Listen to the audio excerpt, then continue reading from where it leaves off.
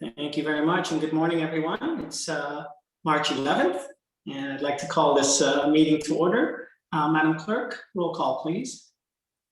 Thank you, Mr. Warden. We have all members in attendance with the exception of Councillor Robinson. I know she's having some internet issues, and I will advise when she joins. Very good. This is the first time that we're going to be doing our land acknowledgement, so I will begin, and hopefully I can get the pronunciation right. I'm doing my best here. We acknowledge with respect the history, spirituality, and culture of the Anishinaabeg, Six Nations of the Grand River, Haudenosaunee, and Wyandot,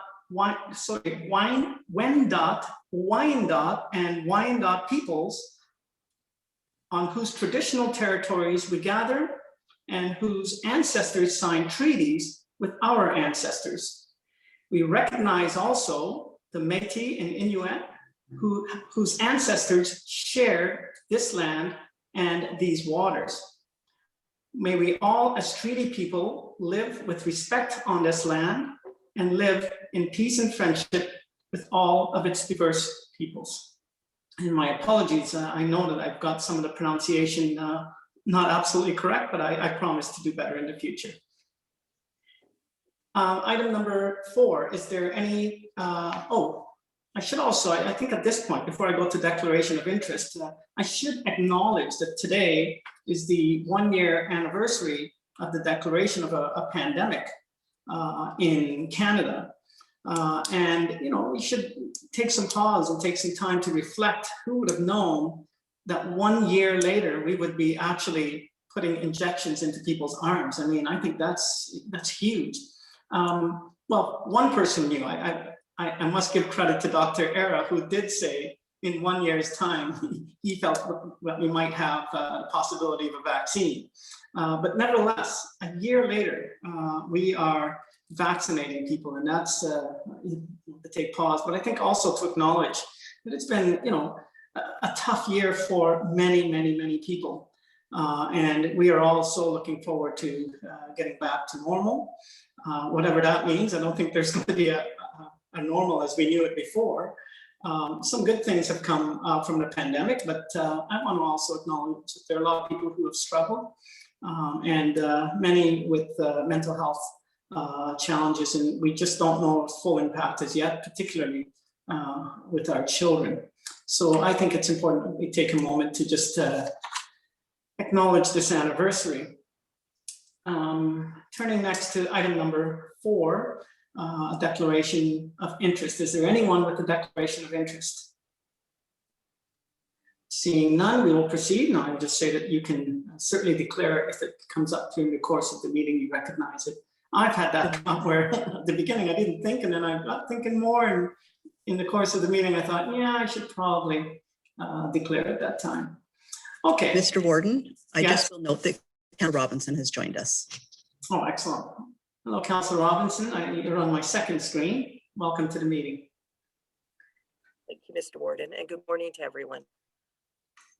Okay, we're just on to, we just finished declaration of interest, Councillor Robinson, and we're now moving to item 5, adoption of the minutes of February 25th, 2021 of County Council and the Committee of the Whole. That is moved by Councillor Patterson and seconded by Councillor Keaveney. Do we have any discussion on those minutes? Seeing none, then I will call the question. Anyone opposed, please raise your hand. See no one, so I'm going to say that that is indeed carried. Turning next to good news and celebrations, and I would invite anyone, in addition to good news and celebration, if you feel that you might like to reflect on the past year, given today's acknowledgement of the anniversary of the pandemic, I invite you to do so as well. So I'm looking for hands. Councillor Klumpus, you are first. Thank you very much, Mr. Warden, and good morning, everyone. It is fitting that this is the first anniversary, let's hope it's the last as well, of this declaring this pandemic in Canada. And our good news is we're very excited to be in a position to begin vaccinating our over 80 population next Tuesday and Wednesday through with the Pfizer vaccine through a bit of a pop-up facility in our arena and community hall side. It's been quite an exercise with staff volunteering to make phone calls on behalf of the local physicians who have rostered these patients in both the Thornbury and Bumstead clinics. And so we expect to see this roll out Tuesday and Wednesday next week. So it's very appropriate that I share this good news with everyone this morning. Thank you. Thank you, Councillor Clumpus. Next on the list is Deputy Warden McQueen. Well, thank you, Mr. Warden, and I just want to take this opportunity to sort of congratulate the Grey Bruce Health Service and the announcement of the new hospital for Markdale. Yourself, Mr. Warden, you were through Zoom. I appreciate and thank you for that, along with the Premier and the Minister of Health, and Gary Sims from the Grey Bruce Health Services, along with myself, brought greetings that day and thanked very much. Finally, we're moving forward with that hospital. It's been a long time, maybe over 25 years, along with our neighboring municipalities who also support it, and the County of Grey. And again, I just want to thank everyone for their hard work. And again, we're moving forward. I was up to the office yesterday, and the hi-ho and the dozers, and all that stuff are moving around, and it's great to see that finally the hospital is moving forward. And again, thank you, Mr. Warden, for your part. You're very welcome. Next, Councillor Mackey. Thanks, Mr. Warden. I just wanted to, as chair of the Long-Term Care Committee, I just wanted to extend, our sincere appreciation to the efforts of our long-term care staff. They were on top of this pandemic very early through their IPAC mechanisms, and I can report that throughout an entire year of a pandemic, they've had one positive case and one false positive. In light of some of the horror stories that we're hearing throughout the province in long-term care, our staff have done an exceptional job. And to all the other departments, within our own municipalities and at the county that have helped out in any way, and to the Grey Bruce Health Unit, Grey Bruce, its residents have handled this situation remarkably, and I just want to extend our sincere appreciation to everyone involved. Thank you. Thank you, sir. Councillor Boddy, you're next. Yeah, thank you. Owen Sound has declared itself as the work from home capital of Canada. We saw so many people coming up during COVID from the big city that are reimagining their quality of life. And we know that they're coming to Olive Grey or Grey and Bruce. And we went out to BC Hughes, or Chris Hughes, that some of you will know. He did the Spruce the Bruce a few years ago, helped us with our Are You Most campaign a few years ago, came up with this whole concept. Very brilliant marketer. And he's also working on changing the rebranding downtown Owen Sound into the River District, and doing a really nice job. I've done a couple of TV interviews and approximately 8 radio station interviews. I've had feedback from Ottawa, from Vancouver, from all over the place. This really exceeded our expectations, getting us onto that big city map and getting attention, and it's worked very well. A lot of social media, Facebook, Twitter hits, aiming for the 25 to 45-year-old working person that's working from home, that can bring their income that they earn somewhere else and bring it up here and spend it. And the multiplier effect for every dollar that comes in, there's probably $2.50 to $3 that's circulating through the community. So it's really good. It's had great impact, and we're really proud of our staff and Chris Hughes for putting that together. So looking forward to the outcome. Thanks.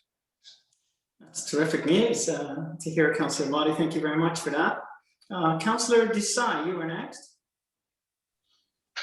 Thank you. Thank you very much, Mr. Warden. I just wanted to give a quick shout out to the Southeast Grey Community Health Centre, and it's headquartered in Markdale, and they just ran their vaccination clinic for their rostered patients aged 80 and over this past weekend. It went off without a hitch. I've heard a lot of positive comments on it as well, and so I just wanted to give a shout out to the staff at the Southeast Grey Community Health Centre. Thank you. Yes, thank you for that, Councillor Desai. And I think the people of your community in general, I would say, have lots to celebrate that news of the hospital and with the success around the clinic. Bravo. Next on my list is Councillor Robinson. Thank you, Mr. Warden, and through you, and certainly as we acknowledge the time frame that the pandemic has been in Canada, I certainly would like to extend an appreciation for all the due diligence that our Grey County citizens and business owners have demonstrated by following the federal, provincial, and Grey Bruce public health protocols. Certainly their due diligence and attention to those protocols have certainly identified the lower numbers in relation to other areas. So that really is something to just pay attention to. Certainly a heartfelt acknowledgement to Dr. Era and his staff, our frontline, our workers, and the leadership that was identified through former Warden McQueen, certainly yourself, Warden Hicks, and CAO Johnston and staff, and our lower tier municipal staff. Certainly the phrase is not overused. We are all in this together, and I think by working together collaboratively, we are ahead. I truly believe that, and I would just encourage everyone to continue to follow the protocols. Thank you for your time. Thank you very much, Councillor Robinson. Next on my list is Councillor Potter. Yes, thank you, Warden. I just thought we should note condolences for past Warden Duncan McKinley, and to our own staff member Jennifer Cornell on the passing of Elma McKinley. Elma was Duncan's mother and Jennifer's grandmother, and we're very sad that she's gone. I used to call her the Bard of Ravenna because when I ran the newspaper, she was always bringing me things and telling me what was going on in the Ravenna area. So very sad that she's gone. She was predeceased by her husband, Harvey. They were married for 55 years. So it's very sad to note that she is no longer with us. Thank you, Councillor Potter. Next, I have Councillor Patterson. Thank you, Warden Hicks. Good morning, everyone. Yesterday at the P&H Center, our hockey hub, 600-plus-year-olds went through the vaccination center. No glitches, and a lot of happy, relieved people and families. And we're looking forward to when the vaccine is available to ramp up to start putting 4,000 to 4,500 people through there and seeing an end to this. Thank you. Thank you for that, Councillor Patterson. And I would say I did watch the event last night hosted at the P&H Center by Bruce Power. They did a terrific job, lots of good information shared with the public. And Dr. Era did a fantastic job as usual. And yeah, I thought it was a pretty slick production. I think that's it for councillors. And next I'll turn to Savelle. Thank you so much, Warden. Good morning, Council. We have Jacinda Rudolph here with us this morning, who is just coming off the job fair yesterday. So I was hoping she could take a moment to bring you an update on how everything went. Morning, Council. So yesterday we had our very first Grey and Bruce virtual job fair. Overall, the event was a success. A huge congratulations to our committee partners, and a really special shout out goes out to our longtime partners, YMCA Employment Services, and our new job fair partners, Bruce County Economic Development. They worked alongside Grey County Economic Development and Communications departments the entire time to make sure this virtual event was well organized and ran smoothly. So as a virtual event, there were a couple little hiccups, but you know, we're good to go after a short while.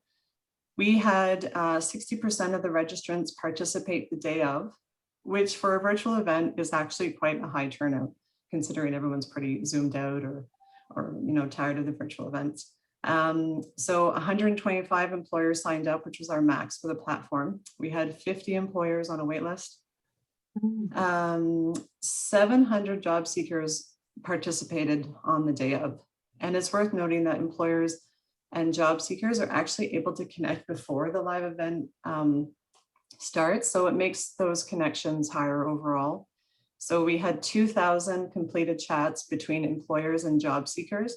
And of those 2,000, 884 candidates that participated were sent through the pipeline or sent through to an interview.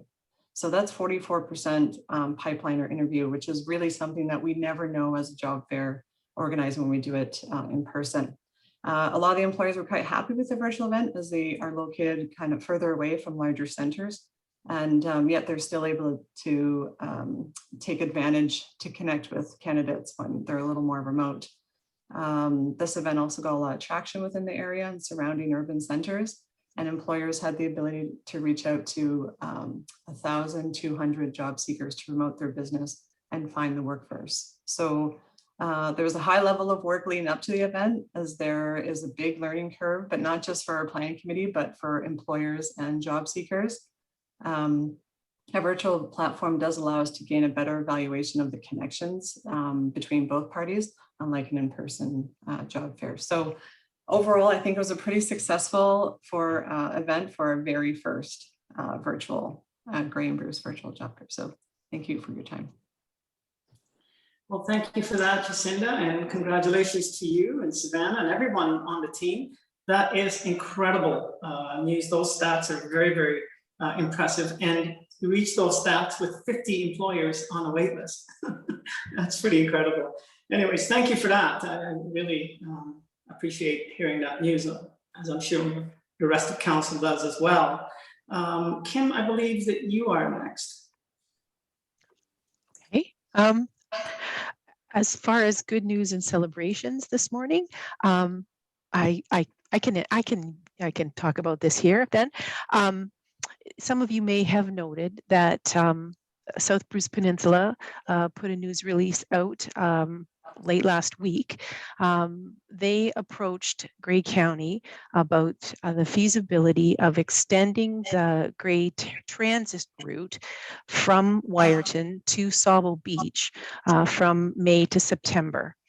And their Savelle Beach Chamber of Commerce, the business community there, I think recognized an opportunity and a need to try and better connect labor force with the businesses in Savelle Beach.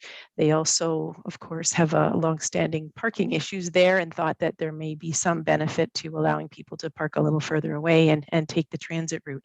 So South Bruce Peninsula is funding all of this, but I think it's a really positive story for the area. That particular route begins in Owen Sound, goes up through Highway 6 to Wireton, and then will continue on to Savelle Beach. And so this will be the first year starting the 21st of May, and I think we're all very hopeful that it turns out to be a really positive thing for everyone. That is fantastic news indeed. It's interesting to watch the dream, come to life, and it's being built, it's happening. It's very, very cool to see. Thank you for that. Okay, I do not see any other hands for now. Oh, I apologize, Councillor Desai, is your hand still up or? Yes, sorry, I had a couple other things that I missed out on, if I may, Mr. Ward. Absolutely, go right ahead. Thank you very much. On March 8th, the world celebrated International Women's Day. Our very own Ashley Whedon participated in a panel, and one of the things that she mentioned I found very hard hitting. And it's not an exact quote because I can't remember the exact quote, of course, but it was something along the lines of, we're tired of platitudes. We want action. And I thought it's important because I do believe, and I mentioned this a couple of meetings ago as well, that in trying to do good things, we sometimes wrap ourselves up in giving platitudes and forgetting about the action that comes after. Also, the hashtag for this year's International Women's Day was Choose to Challenge, which brings me to the next piece of celebration. Before we meet next time on March 25th, we will have passed the 131st birthday of Agnes McPhail, born locally and raised in Grey Highlands, Councillor Mill. And the reason I bring it up in the context of Choose to Challenge is because I truly believe that is how Agnes McPhail lived her life. If hashtags were a thing back then, that would have been her hashtag. And it's especially significant this year, Mr. Warden, because it's also the 100th anniversary of her being elected for the very first time and becoming the first female member of Parliament in Canada. And I just thought I'd be remiss if I didn't bring those two things up, Mr. Warden. And so thank you for allowing me the opportunity. Thank you very much for raising that. It's important that we acknowledge those things. Kim, I see you waving your hand. Just one more, if I may. Today is also the 100th birthday of the Chichiman. And I found that remarkable, that's been a service that's been running for 100 years. And That's really right. the start of our tourism, really. So thank you. Yes. Wow, 100 years. I wouldn't have thought 100 years for the Chichiman.